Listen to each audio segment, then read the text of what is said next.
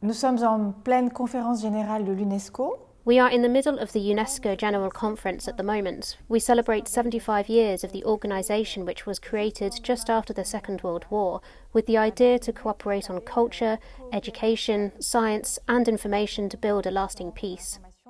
Pour construire une paix durable. How has UNESCO faced up to the challenges in education during a time of a pandemic? So much distance learning for children, so much disruption to their examinations. On a vécu quelque chose de sans précédent, d'inouï. We went through something unprecedented, something extraordinary.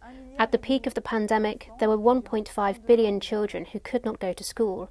So the question for us was terrible: how to ensure the continuity of education without schools. Education is a right, and when schools are closed, there is a big risk of a loss of learning, affecting pupils' health, in fact a risk for all of society.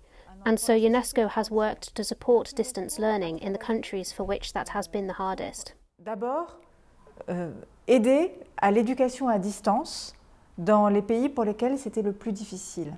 You've been re-elected as Director General, so congratulations on that. What will you do differently during this next term in office? Alors je pense que moi-même, je suis déjà une personne différente depuis 4 ans. Well, for me myself, I am a different person from when I started here. 4 years at UNESCO makes you rub up against the world in a very diversified way, so I have learned a lot from my visits, my meetings, so I was able to learn during these past 4 years. Dans les États membres, de mes rencontres avec les cultures des autres. Could you describe the role that China plays within UNESCO?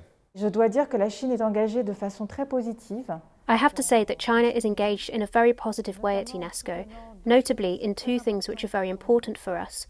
Firstly, support for something which is a top priority for us, support for Africa and the African continent. China aids UNESCO with its work in African countries, for example in cultural matters, to help present candidates for World Heritage status. In that matter, Africa is still very poorly represented. China also helps with trained experts on Africa, so it's a strategic aspect for us.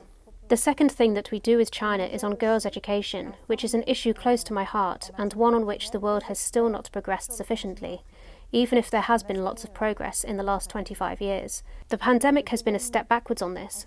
We have to stay very mobilised on girls' education, in science especially, and we are lucky that China is very engaged with us on this, and including the teacher Peng Li Yuan, who engages with us regularly on this. Freedom of expression is very important for UNESCO, but not all your members seem to be on the same page. What do you say about that? C'est très intéressant cette question parce que c'est... This is a very interesting question because it helps to understand UNESCO. We defend freedom of expression, particularly artistic freedom, and especially freedom of the press.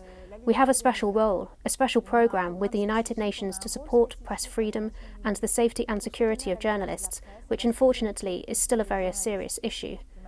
Of course, UNESCO has 193 member states, which are all in very different situations from the point of view of media freedom. The role of an organisation like UNESCO is not to rank countries or to pass judgments, but to help each member state to progress on this matter. C'est non pas de faire des classements.